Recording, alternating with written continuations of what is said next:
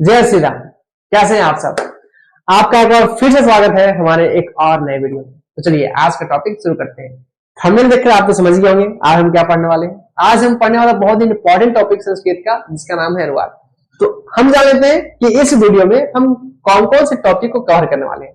तो सबसे पहले मैं बता दूं आपको, आज हम लट लकार का अनुवाद सीखेंगे, जिसमें मैं आपको बताऊंगा सीखेंगे हम लट लकार का सूत्र क्या होता है, इसका इस्तेमाल कैसे किया जाता है अनुवाद बनाने में, सर्वनाम सूत्र क्या होता है और सर्वनाम सूत्र का इस्तेमाल कैसे अनुवाद बनाने में किया जाता है। तो इस वीडियो को पूरा देखेगा। और हाँ, नीचे डिस्क्रिप्शन में बहुत सारे प्लेलिस्ट दिया हुआ है, लिंक। मैंने बहुत सारे वीडियो ऑलरेडी बना चुका है संस्कृत पे, तो एक बार जाकर जरूर देख लीजिएगा। और हाँ, मेरा ब्लॉग चैनल भी है, लिंक डिस्क्रिप्शन बॉक्स में दिया हुआ है, जाकर चेक कीजिएगा।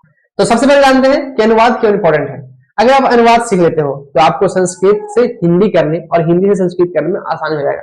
फिर आपको संस्कृत आसान लगने लगेगा, क्योंकि अगर आप किसी को ट्रांसलेट कर पाते हो, मतलब उसको आसानी से समझ पाते हो, तो बहुत ही इंपॉर्टेंट और बेसिक टॉपिक है संस्कृत का अनुवाद। तो चलिए शुरू करते हैं।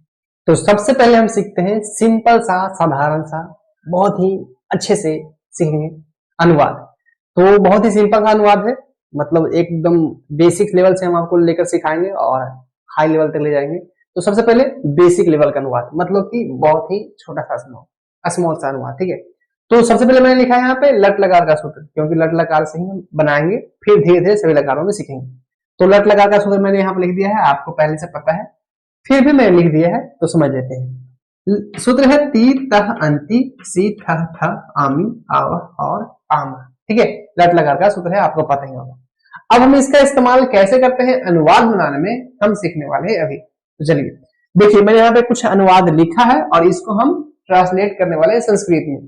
तो बहुत ही सिंपल सा इसका रूल है, ज्यादा दिमाग लगाना है नहीं, बस थोड़ा सा दिमाग लगाते हैं। पहला सेंटेंस में लिखा है वह, सॉरी, बालक पढ़ता है, ठीक है, बालक पढ़ता है। तो संस्कृत का अनुवाद करने का एक बहुत ही सरल सा नियम है कि जैसे जैसे हिंदी आए उसी प्रकार से उसका संस्कृत लिखते जाओ, संस्कृत हो जाएगा, ठीक है। कोई एक्स्ट्रा दिमाग नहीं लगाना है। जैसे इंग्लिश में होता है ना कि पहले कौन आएगा, इज आएगा, एम आएगा, पहले वर्ब आएगा, पहले क्या आएगा, कुछ आएगा, ऐसा कुछ भी नहीं, ठीक है। संस्कृत में जैसे हिंदी आए संस्कृत रख दो, फिर हिंदी आए फिर संस्कृत, मतलब जो शब्द आए उसका संस्कृत करते जाओ, संस्कृत बन जाएगा, और ज्यादा एक्स्ट्रा दिमाग लगाने की जरूरत नहीं है। तो सबसे पहला सेंटेंस है बालक, आई मीन सबसे पहला शब्द है बालक, तो हमें बालक का संस्कृत ढूंढना है। तो बालक संस्कृत बालक होता है, ठीक है, बालक नहीं होता है, बस विसर्ग लगाते हैं। तो मैं लिखता हूं बालक, बालक, दो विसर्ग लगा दिया, संस्कृत हो गया। अगर मैं हटा दूंगा तो हिंदी हो जाएगा, कितना आसान। तो बालक यानी कि बालक पढ़ता है, तो पढ़ना का संस्कृत पता है हमें, पठ होता है, पठ मतलब कि पढ़ना, ओके, पठ मतलब कि पढ़ना। अब इस क्लास में एक सूत्र लगाया जाता है, अब हमें पता ये करना है कि कौन सा सूत्र लगाएं, क्योंकि लट लकार में तो तीन नौ सूत्र है, तीता अंत्य भी है, सीथा था भी है, आमी आवा आना भी है। सबसे ज्यादा अगर कंफ्यूजन होता है या सबसे ज्यादा कठिन होता है, जो भी कहो, यही होता है कि हमें सूत्र कौन सा लगाना है। अगर आप ये सीख गए मतलब आपको अनुवाद बनाना आ गया। तो चलिए इसको आसान तरीके से समझते हैं। समझिए कि हमें क्या करना है, शादी करना है और हमें एक अच्छी खूबसूरत लड़की चाहिए जो हमारे लाइक की हो, हमारे लेवल की हो। तो बस शादी करना है और इसका हम शादी करवाने वाले हैं, ठीक है। इस लड़के का, बालक मतलब लड़का ही होता है, तो इस लड़के का हम शादी करवाने वाले हैं। और सही लड़की के साथ इसका शादी करवाना है, किसी उठपटांग ऐडी गैडी के साथ नहीं करवाना है, ठीक है, जो गुटखा खाती है। तो हमें सही लड़के के साथ शादी करवाना है, यानी कि पाठ के साथ हम कौन सा सूत्र लगाएंगे हमें ये डिसाइड करना है। तो हम पहले क्या करेंगे, देखिए बालक, यहाँ मैंने बहुत सारा सूत्र लिखा है, सबका अलग अलग इस्तेमाल है। सबसे पहले हमें संख्या चाहिए, संख्या यानी कि नंबर। बालक यानी कितने संख्या का बोध है, मतलब बालक लड़का जो है कितना लड़का है, एक अकेला लड़का है, ठीक है, एक अकेला लड़का है, इसलिए बालक लिखा हुआ है। तो सबसे पहले तो हमें यह पता चलेगा कि एक वचन का है, एक लड़का यानी कि एक वचन का है। तो ये छह जो है, ये तीन और ये तीन तो सूत्र साइड हो गए, उसका कोई मतलब ही नहीं है। हमें इन तीनों में से ढूंढना है, इन तीनों में से कौन सा जो है लगने वाला है। तो बालक के साथ ये तीन में से एक लगेगा, अब कौन सा लगेगा हमें ये पता करना है। तो ये पता करने के लिए पहले हमें ये पता होना चाहिए कि एक वचन तो हम समझ लिए, एक संख्या का बोध हो, प्रथम पुरुष, मध्यम पुरुष और उत्तम पुरुष क्या होता है, ऐसे मैंने इसका बेसिक पढ़ा दिया है। तो अगर आप नहीं देखें तो लिंक डिस्क्रिप्शन बॉक्स में दे रखा है, आप देख लीजिएगा, नहीं तो मेरा प्लेलिस्ट एक बार जरूर चेक कीजिएगा, बहुत सारे वीडियो बना के, बहुत सारे। अरे कभी चेक भी किया करो यार, तभी तो आपको पता चलेगा। तो प्रथम पुरुष उसको कहते हैं जो किसी के बारे में कहते हैं, या किसी के बारे में कोई ऑब्जेक्ट होता है उसके बारे में कहते हैं, ठीक है। तो जैसे बालक के बारे में कह रहे हैं तो ये प्रथम पुरुष में आता है। मध्यम पुरुष में आता है जो सुनने वाला होता है, जैसे मैं बोल रहा हूँ आप सुन रहे, आप मध्यम पुरुष में हो गए। और उत्तम पुरुष होता है बोलने वाला। तो बालक क्या है, बालक के बारे में हम कह रहे हैं, यानी कि ये प्रथम पुरुष का वर्ड है या प्रथम पुरुष का शब्द है, तो हमें प्रथम पुरुष के अनुसार लगाना चाहिए। तो एक वचन तो हमें पहले ही पता हो गया था, एक वचन यानी कि एक संख्या बोल दो। प्रथम पुरुष अभी पता हो गया कि जिसमें हम किसी के बारे में बोलते हैं। तो एक वचन प्रथम पुरुष में सूत्र होता है ती, तो हम इसमें लगाने वाले हैं ती और बन जाएगा बालक के, सॉरी पठ के लास्ट में लगाएंगे ती, बन जाएगा बालक पठती। ऐसे बालक पठती यानी बालक पढ़ता है। मैंने आपको बहुत ही अच्छे ढंग से बताया कि ये सब इस्तेमाल क्यों नहीं है। सबसे पहले ये द्विसंख्या है, बालक एक ही लगा है इसलिए ये तो इस्तेमाल नहीं होगा, ये भी इस्तेमाल नहीं। फिर मैंने आपको बताया कि प्रथम पुरुष इस्तेमाल क्या होगा, क्योंकि तो प्रथम पुरुष में आता है किसी के बारे में कहा जाए और हम बालक के बारे में कह रहे हैं, ठीक है, इसलिए प्रथम पुरुष। ये मध्यम पुरुष उत्तम पुरुष नहीं होगा। तो पढ़ती। इसी प्रकार से दूसरा सेंटेंस हमारा है पत्ते गिरते हैं। जब पेड़ से पत्ते गिरते हैं तो वही है पत्ते गिरते हैं। पत्ते यानी कि पत्राणी, पत्राणी। देखिए मैं आपको गौर से बताना चाहूंगा पत्ते यानी कि कितने पत्ते हैं, कितने पत्ते हैं। एक पत्ता तो है नहीं, बहुत सारा पत्ता है, पत्ते गिरते हैं। ऐसा नहीं पत्ता गिरता है, पत्ते गिरते हैं। और पत्ते गिरते हैं यानी बहुत सारे पत्ते गिरते हैं। तो बहुत सारे पत्तों का संस्कृत होता है पत्राणी, ठीक है। आप अभी रेडीमेड फॉर्मूला समझ लीजिए कि पत्राणी होता है, बाद में बताऊंगा कि पत्राणी क्यों होता है, ये भी एक नियम है। तो पत्राणी यानी कि पत्ते। गिरना का संस्कृत होता है पत, पत मतलब होता है गिरना, ठीक है। अब देखो पत्ते गिरते हैं यानी कि कितने पत्ते गिरते हैं, बहुत सारे पत्ते गिरते हैं। तो जब बहुत सारे पत्ते हैं तो ये बहुवचन हो गया, पत्ते बहुत सारे हैं यानी कि बहुवचन हो गया, तो हमें सूत्र भी बहुवचन का लगाना पड़ेगा। तो हम एक वचन का तो लगाएंगे नहीं, द्विवचन का लगाएंगे नहीं, हमें ढूंढना है बहुवचन में, ठीक है, बहुवचन में। अब बहुवचन में 3 सूत्र है। अब हम कौन सा लगाने वाले हैं, तो हम लगाने वाले हैं प्रथम पुरुष का, क्योंकि हम पत्ते के बारे में बोल रहे हैं। पत्ता, देखिए मध्यम पुरुष उत्तम पुरुष इसलिए नहीं लगा रहे हैं क्योंकि यहाँ ना ही कोई बोलने वाला है और ना ही कोई सुनने वाला है, ठीक है। बोल मैं रहा हूं, सुन आप रहे हैं, तो आप मध्यम पुरुष हो गए, मैं उत्तम पुरुष हो गए, बाकी जो है वो सब प्रथम पुरुष हो गए। तो प्रथम पुरुष का सूत्र हम लगा रहे हैं, ठीक है। तो इसलिए हम बहुवचन का प्रथम पुरुष सूत्र लगाएंगे, अंति है तो हम लास्ट में लगा देंगे अंति और बन जाएगा पतंती। ऐसे कितना शांति मिलता है। पत्राणी पतंती यानी पत्ते गिरते हैं, ठीक है। नेक्स्ट है राम दौड़ता है। राम दौड़ता है, राम कितना बालक है, एक बालक है ना, एकदम याद रखिएगा यार, एकदम एक बालक है। तो राम, राम का संस्कृत होता है राम, राम, राम यानी कि राम। किसी भी लड़के का अगर नाम संस्कृत में लिखना है तो करना यूं है कि अपना आंख बंद कीजिए और फिर ऐसे खोल दीजिए, संस्कृत हो जाएगा। संस्कृत हो जाएगा। ऐसा क्यों कर रहा हूं मैं, क्योंकि किसी भी लड़के का नाम अगर संस्कृत में लिखना है तो लास्ट में ऐसे विसर्ग लगा दीजिए बस, ठीक है। विसर्ग लगा दो संस्कृत हो जाएगा, और कुछ नहीं करना होता है संस्कृत के लिए, ठीक है। तो राम का संस्कृत हो गया राम। दौड़ना का संस्कृत है पता है धाव होता है, धाव यानी कि दौड़ना, ठीक है। राम धाव यानी कि दौड़ना। अब बारी आता है सूत्र का, सूत्र कौन सा इस्तेमाल करेंगे। जैसे देखिए बालक के अनुसार हम सूत्र इस्तेमाल किए थे ती, तो उसी प्रकार से राम के अनुसार भी हम लगाएंगे ती, क्योंकि बालक कहिए या राम कहिए, बालक का नाम हमने ले लिए, तो इसी प्रकार से हम लगाएंगे ती। तो एक वचन प्रथम पुरुष में आता है ती, धाव क्लास में लगाएंगे ती, बन जाएगा धावती, यानी कि राम धावती। एक वचन इसलिए लगाए क्योंकि राम एक ही लड़का है इसलिए। सीता हंसती है, सीता हंसती है। सीता का संस्कृत क्या होगा, सीता का संस्कृत हो जाएगा सीता। इसमें कुछ नहीं करना होता है, ठीक है। लड़की का नाम है, संस्कृत करना है, कुछ नहीं करना है, बस जो हिंदी है वही संस्कृत है और कुछ नहीं करना पड़ता है। तो सीता का संस्कृत सीता, हंसती है, अच्छा ऐसे लिखा था, हंसती है, तो हंसना का संस्कृत होता है हंस। कितना सिंपल है, नहीं हंसना का संस्कृत होता है हंस, तो हंसना का संस्कृत हो गया हंस। अब बारी आता है सूत्र का, सूत्र कौन सा लगाएंगे, तो सेम वही है जैसे राम का लगाए वैसे सीता का लगा देंगे, टी, तो हो जाएगा हंसती। सीता हंसती यानी सीता हंसती। कितना सिंपल संस्कृत, नहीं अनुवाद बनाना कितना आसान है।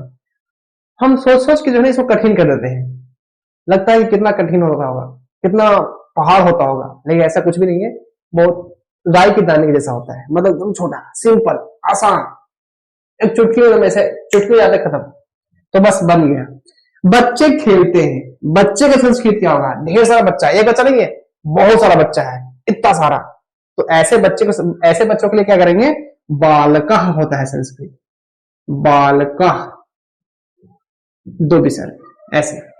बालक लिखकर उसमें आ की मात्रा लगाएंगे, विसर्ग लगाएंगे, बालकः। देखिए एक बालक था, बालक है, बहुत सारे बच्चे हैं यानी बहुत सारे बालक है, बालकः मतलब बहुत सारे बच्चे हैं।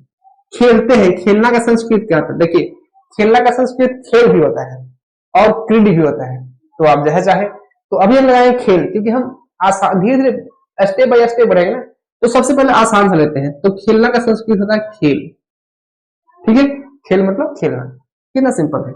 बच्चे खेलते हैं तो बालकः खेल। अब सूत्र कौन सा लगाएंगे? तो देखिए एक बच्चा तो है नहीं, है तो बहुत सारा बच्चा, तो बहुत सारे बच्चों के लिए बहुवचन में जाना पड़ेगा, यानी कि यहाँ पे बहुवचन। सूत्र कौन सा लगाएंगे? अभी हम सब प्रथम पुरुष के अनुसार लगा रहे हैं, क्यों लगा रहे हैं यही बताऊंगा मैं आपको। तो प्रथम पुरुष का बहुवचन सूत्र होता है अंति, तो बन जाएगा खेलंती ऐसे। बालकः खेलंती मतलब बहुत सारे बच्चे खेलते हैं। आप खेलते हो क्या क्रिकेट कबड्डी के बाद? आगे, मदन और मोहन नाचते हैं, मदन और मोहन नाचते हैं। हाँ और कोई काम नहीं है तो नाचेंगे। चलो आगे बढ़ते हैं। मदन और मोहन नाचते हैं, तो देखिए मदन और मोहन यहाँ दो दो नंबर है, ठीक है। तो पहले हमें मदन चाहिए, यानी मदन का संस्कृत क्या हो जाएगा? आप बताओ मदन का संस्कृत क्या होगा? मैंने अभी बताया, राम का संस्कृत हो गया रामा, तो मदन का संस्कृत हो जाएगा मदना, ठीक है, बहुत ही सिंपल है। तो मदन का संस्कृत हो गया मदना, मदन, लास्ट में विसर्ग लगा देंगे संस्कृत। रामा सॉरी मदना, मोहन, तो मोहन का संस्कृत हो जाएगा मोहन। अरे मैंने और का संस्कृत तो लिखा ही नहीं, सही नहीं लिखा, क्योंकि और का संस्कृत जो है बीच में ही लगता है, ठीक है, और का संस्कृत लास्ट में लगता है, संस्कृत का नियम है।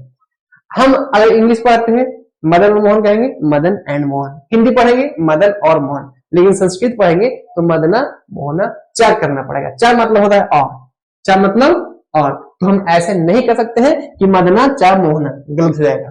मदना मोहना च, ये सही है, लास्ट में च का संस्कृत लगता है, तो च यानी कि और का संस्कृत लास्ट में लगाया। तो मदन और मोहन यानी कि मदना मोहना च नाचते हैं। अब बताओ कितने व्यक्ति नाच रहे हैं? अब तो दो व्यक्ति है, मदन भी है मोहन भी है, दो व्यक्ति है तो दो व्यक्ति नाच रहे हैं, तो दो व्यक्ति यानी कि द्विवचन।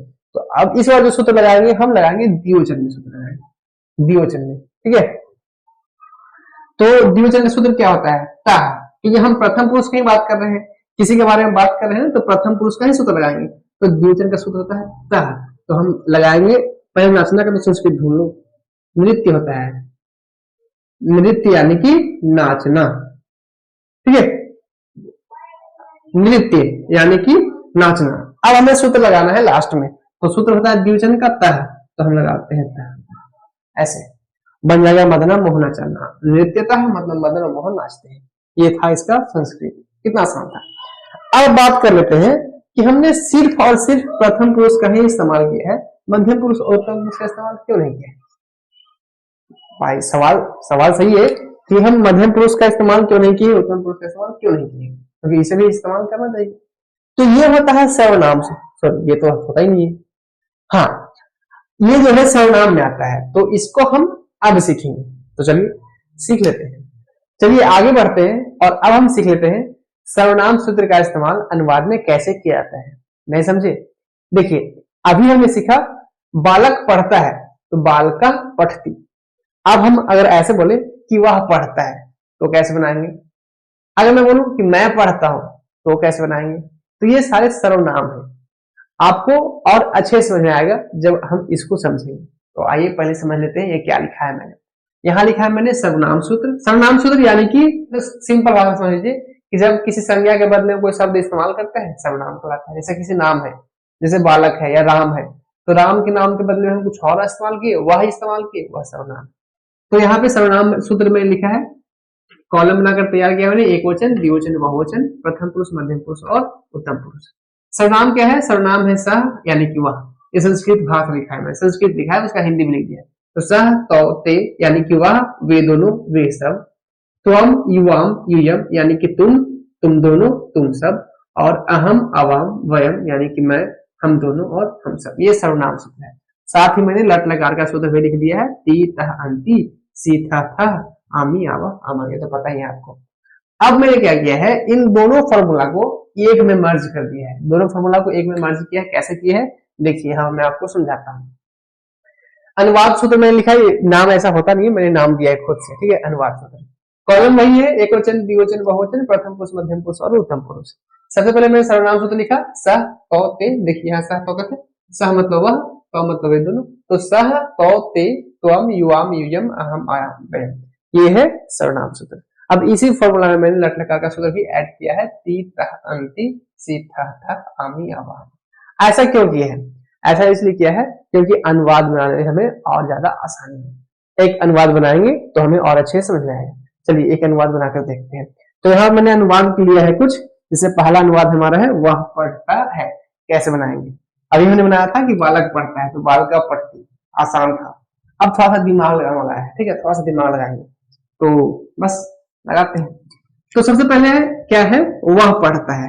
तो मैंने अभी आपको बताया कि संस्कृत में किसी का भी अनुवाद बनाना हो या कोई भी सेंटेंस हिंदी को संस्कृत करना हो, कोई दिमाग नहीं लगाना है। बहुत ही सिंपल सा इसका रूल है कि जैसे जैसे हिंदी आता जाए उसका संस्कृत वैसे वैसे लिखते जाओ और संस्कृत बन जाए।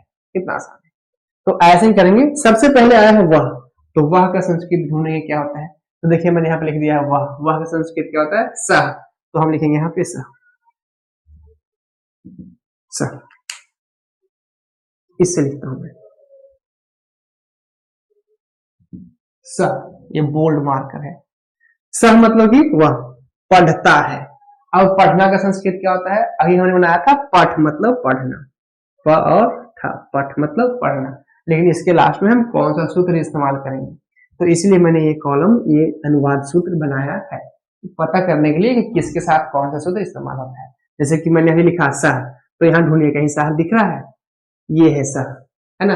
तो सह के बगल में कौन सा सूत्र लिखा हुआ है, लट लगा के कौन सा सूत्र है, ती है।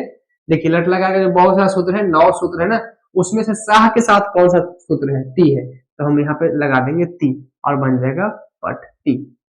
तो बनकर तैयार है सह पठती, यानी कि वह पढ़ता है ना। आसान। चलिए एक एग्जाम्पल और समझते हैं और अच्छे से समझाएंगे। दूसरा हमारा है कि तुम जाते हो। तो सबसे पहले तो हम क्या करेंगे, तुम का संस्कृत ढूंढेंगे क्या होता है। तो तुम का संस्कृत देखिए यहाँ पे लिखा मैंने, तुम यानी कि त्वम, तुम यानी कि त्वम, तो संस्कृत में लिखेंगे हम त्वम।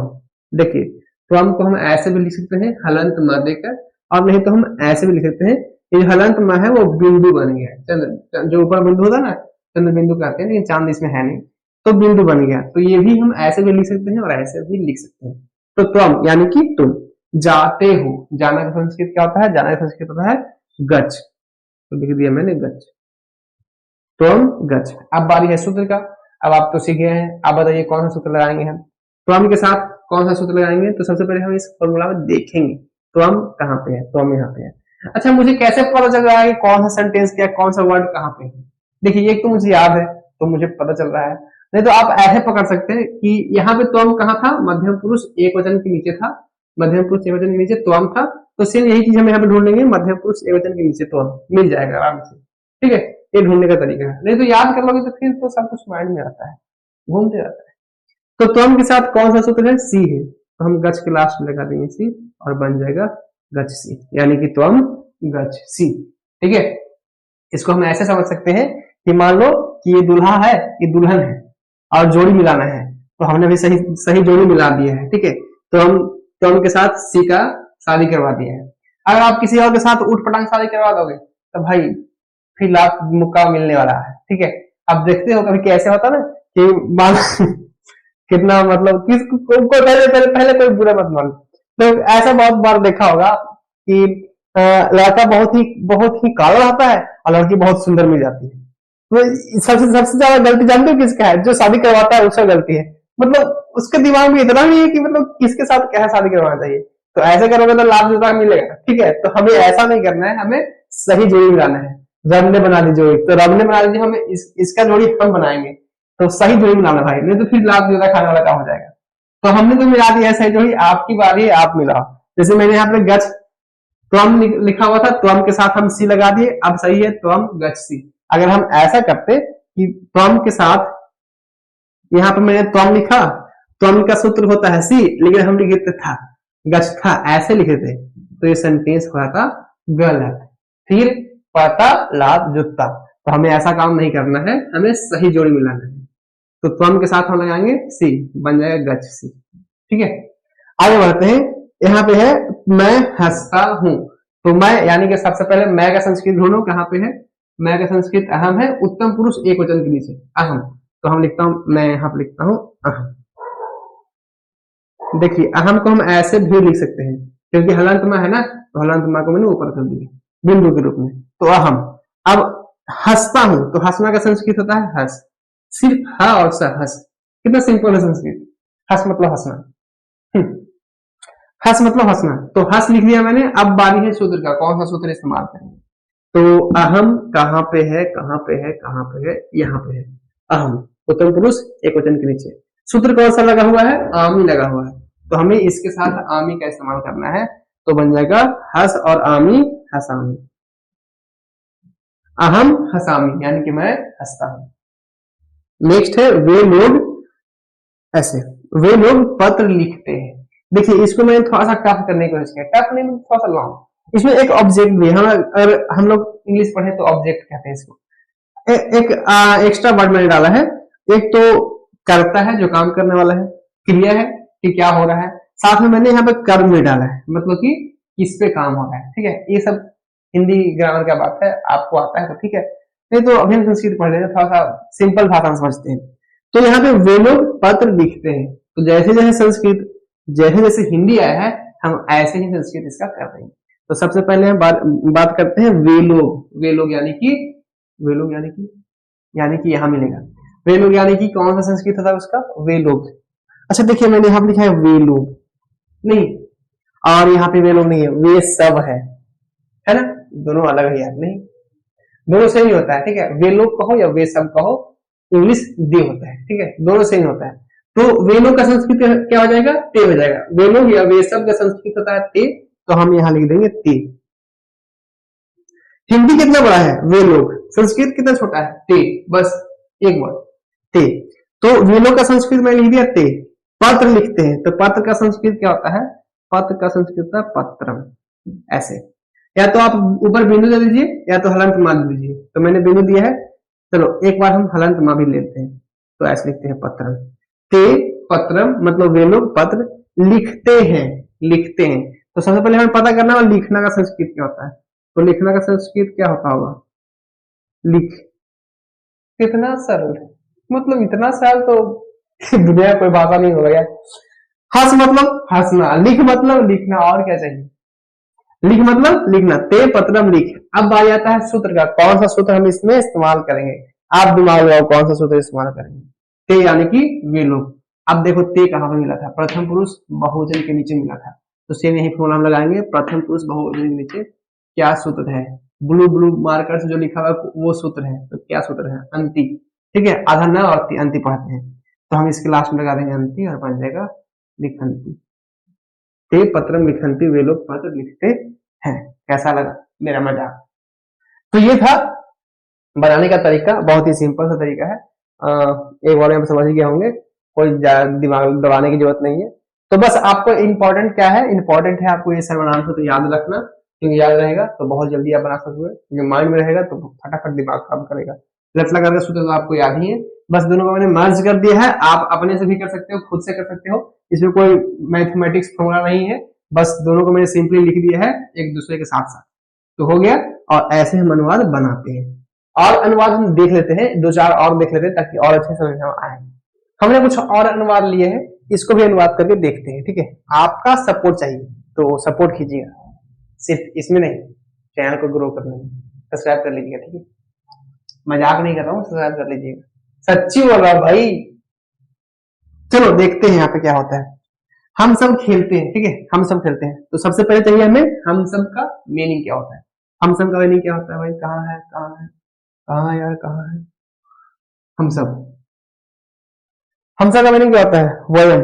वयम मतलब कि हम सब, तो हम मैं यहाँ पे लिख देता हूँ हम सब यानी कि वयम, ऐसे हलंत में। अगर माँ को लिखना है तो हलंत के साथ, नहीं तो फिर ऊपर दे देंगे। तो हम लोग यानी कि हम सब खेलते हैं। खेलने का संस्कृत क्या होता है? देखिए खेलना का संस्कृत दो होता है, या तो आप क्रीड लिख दीजिए या तो आप खेल लिख दीजिए। सिंपल, खेल मतलब ही खेलना होता है, क्रीड मतलब ही खेलना होता है, लेकिन क्रीड संस्कृत लगता है तो हम लिखते हैं क्रीड, ऐसे लिखेंगे क्रीड, क्रीड और ड, क्रीड। क्रीड मतलब खेलना। अब बारी आता है सूत्र का, सूत्र कौन सा इस्तेमाल करेंगे? तो वयम कहाँ है? उत्तम पुरुष बहुवचन के नीचे है। सेम यही चीज हम ढूंढेंगे इसमें। उत्तम पुरुष बहुवचन के नीचे वयम मिल गया और वयम के साथ कौन सा सूत्र लगेगा? वही मिल गया। कौन सा सूत्र है? आमह। तो क्रीड में अगर आमह जोड़ेंगे, क्रीड आमह, क्रीड आमह, क्रीड आमह, क्रीड आमह, तो बनेगा क्रीडामह। वयम क्रीडामह मतलब हम लोग खेलते हैं। बनकर तैयार है। नेक्स्ट है तुम दोनों देखते हो। हम लोग खेलते हैं, तुम दोनों देखते हो, क्योंकि तुम दोनों खेल नहीं सकते हो। चलो, तुम दोनों देखते हो, तो तुम दोनों का संस्कृत सबसे पहले ढूंढते हैं कहां पे है। तुम दोनों, तुम दोनों, तुम दोनों, ये है भाई तुम दोनों। तुम दोनों का संस्कृत है युवाम। क्या पढ़ेंगे? युवाम। तो मैं यहां लिख देता हूं युवाम, युवाम यानी कि तुम दोनों देखते हो। तो देखना का संस्कृत क्या होता है? देखना का संस्कृत होता है पश्य, देखना। तो लिखेंगे पश्य, ऐसे पश्य यानी कि देखना। अब बारी आता है सूत्र का, सूत्र कौन सा इस्तेमाल करेंगे? तो युवाम हम कहां देखे थे? युवाम हम देखे थे मध्यम पुरुष द्विवचन के नीचे। सेम यही चीज हम यहाँ पर ढूंढेंगे, मध्यम पुरुष द्विवचन के नीचे युवाम हमें मिल गया, और युवाम के साथ हमें सूत्र भी मिल गया। कौन सा सूत्र लगाना है? था लगाना है। तो हम इसको लास्ट में लिख देंगे था, और बन जाएगा पश्चात। ठीक है। कितने बंदे ऐसे होते हैं कि या को भी ऐसे लिखते हैं और था को भी ऐसे लिखते हैं। ठीक है, ऐसे मत कीजिएगा। था अलग होता है, या और था में फर्क है। या ऐसे लिखते हैं, था ऐसे लिखते हैं। दोनों को देखने में फर्क है और लिखने में फर्क है, तो सेम सेम मत लिखना। और लिखते हो तो सुधार लो। अब कब सुधार हो गया? इतना बड़े हो गए। चलो ठीक है, आगे बढ़ते हैं। युवाम पश्चात मतलब कि तुम दोनों देखते हो। वे दोनों खाते हैं, ये दोनों खाते हैं, तो वे दोनों का संस्कृत क्या होगा? ढूंढो, ढूंढो रे बालमा, ढूंढो। गाना है ना, ढूंढो ढूंढो रे बालमा मोरे मोर। भूल गया, भूल गया। युवाम क्या पढ़ा था मैंने? वे दोनों खाते हैं। वे दोनों का संस्कृत होता है तो। देखिए यहाँ पे ये संस्कृत वर्ड है, तो मैं यहाँ लिखूंगा तो। तो यानी कि वे दोनों खाते हैं। खाना का संस्कृत क्या होता है? खाद। खाद यानी कि खाना।